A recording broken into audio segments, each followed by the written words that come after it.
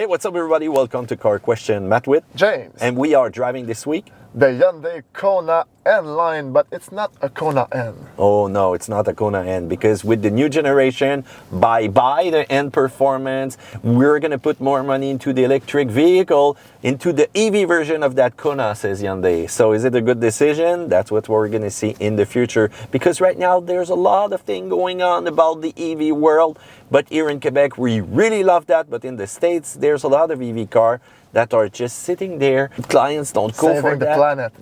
Yeah, saving the planet. Yeah, okay, this is gonna be a whole different video. But for today, the second generation of Kona has now seen the day.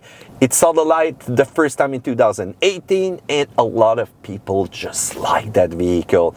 Did you know that it's 1/4 of Hyundai Canada sales, the Kona? Damn, that's a lot, man. That's a lot. So it's still built in Korea, and you've got that new revolutionary design that Hyundai and the Koreans are used to give us. You know, they arrive with something that's going to create emotion in you, because you're going to say, "Damn, what's that thing? It's so special." And still with that Kona, the exterior design is just audacious, huh?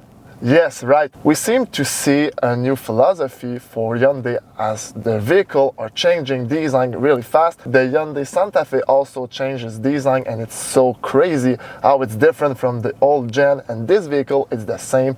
Big LED bar at the front, big LED bar at the back. It's wider, longer, and this vehicle is audacious. And with the N package, as you can see, there's 19 inches wheels. That's pretty big, man.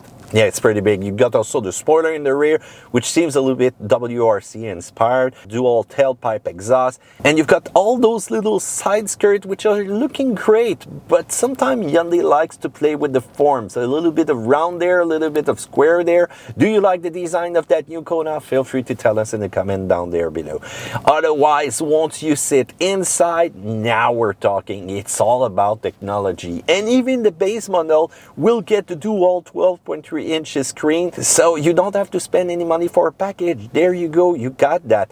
Then how about that system? That multimedia system is faster and can update over the air for, let's say, some new feature or simply making things better. So finally, Hyundai has entered that territory too. You've got the Blue Link suite, which is really fun also, that you can get the keys on your cell phone and send the key to your friend. Do you often do that, James? No. Lend your car to your friends? Even if I could, I wouldn't.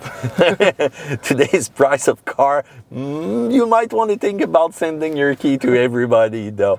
So that interior, it's 33% more vast. You've got more impulse storage than ever in that car. And feel free to look at that video where you can see the exterior of the first generation and the exterior of that one. You can see it got bigger and bigger. Subcompact SUV will probably catch up the compact size. I don't know what happened, why they make it bigger, because people just like to spend more money on that, or they still got the idea that it's more affordable because it's a little bit smaller. But once you get inside though, it's the same thing. More space, more storage. Compared to the first generation, it's a big improvement. And how about also that shifter? Do you like it on the steering column? It reminds me of electric vehicles. All the interior of that vehicle reminds me of electric vehicle, because also on the steering wheel, you have 4 points instead of the logo, as you can see on the Ioniqs. And one fun fact though, is that 4 points in Morse code is also an H. So It's not a different logo. It's still an H, but just written differently. Maybe an Easter egg. There you go. That center console, ample storage once again. The cup holders are really big. You can also press on the button there, and boom, it pops out. And next thing you know, you can get that big Starbucks drinks that you like. You know, the young people like. Big vehicle, big Starbucks, yeah. Big money. Wireless charger, all those funky also technology with the button where you can switch from having your phone to use Apple CarPlay, Android Auto, or simply charge it. I really love that design also with the red line. Seats are comfortable, passenger up front and in the rear. But let's talk about the engine. Did it get bigger? No. 2 liter for a base model, 147 horsepower, 132 pound-feet of torque, maintained to a CVT, and 1.6 liter turbo for this vehicle. Not new transmission, 8-speed, 190 horsepower, 195 pound-feet of torque, but is it enough? Is it enough? That's a big question, because you're also adding all-wheel drive. It requires a little bit more power. And bye-bye that famous DCT, that dual clutch transmission, that was kind of clunky, vibrating sometimes. Now we're with that 8-speed, but sometimes it's searching for its speed. It's not really reactive. So you've got also different drive mode that you can choose, from normal, sport, and snow. Does it really change much, James? A bit on sport mode, but other than that, no, not really. No, not really. And it won't really change also how the all-wheel drive will perform. You've got a lock button. Does it change something, James? No, not really. A bit, but not that much. As you can see by the image that we did on snow and ice, there's a difference between the traction. But you know, for me, a lock, it's a lock. It should lock all four wheels together, and there you go. But what we have seen from the test, that sometimes it's kind of lazy, it's kind of taking its time to react. The lock feature will help it get a little bit more reaction time, but otherwise than that, no, it won't get you out of those really deep ruts or deep mud that you're gonna face. It's not meant for that anyway. Behind the wheel though, you can feel the big wheels, you can feel that suspension, you can feel the size of the vehicle that just got bigger, James. It's firm, but it's still bouncy. Yes, the sidewalls are really thin with the 19 inches wheels. We have an N-Line package, but that doesn't mean we have a sporty suspension. No, because it's just an appearance package in some kind of way. So once you're going to be accelerating from a standstill, it's kind of fine, but it's not, once again, really sporty. And how about passing maneuver? Wow, you're going to have to plan ahead, because that transmission is kind of searching for its gear.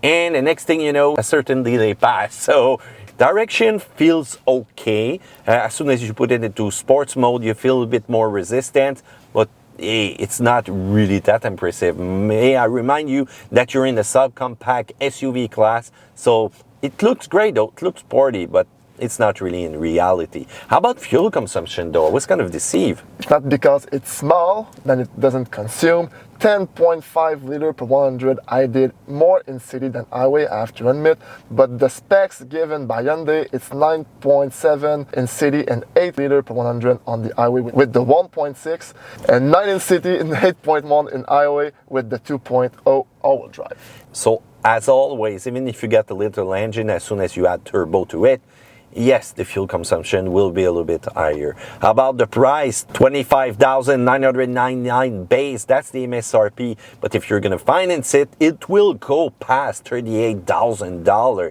With the N Line Ultimate package, get ready for $925 a month, at least for 60 months. And the end price, the money that you're going to have paid, is a little bit more than $55,000. That APR financing is at 6.49% at the time that we did that video. If you want also all-wheel drive system, well, you just add $2,000 with the base version. And yeah, that N-Line though is looking good, and I think it's my preferred one. So let's talk about the lows and highs, James. There's no Kona N anymore, just the N-Line. The power is really limit for the size of that vehicle, and the suspension, as you mentioned it, is not that sporty and it's kind of bothering. On the plus side though, the sound level, the sound noise inside the cabin is kind of cool. You can hear a little bit of tire noise though. I really dig the funky color that you can get for the Kona. They call it Soultronic, Ultimate, Meta, Mirage. Wow, that's an impressive name. Also, Blue Link technology, that apps Hyundai is putting more and more effort to make it more fun and more usable and more user-friendly also in some kind of way. That cargo space is really generous for a subcompact SUV, and that 360-degree camera, which is available, looks great and amazing. I just dig also all the technology that you're gonna find inside that car. So that car segment is just booming with a lot of new models, and the Hyundai Kona will probably still stay at top when you look at that design, but also with all that feature that you can get at an affordable price. But hey, let's face it, today's car are not cheap anymore. It's getting higher and higher over time.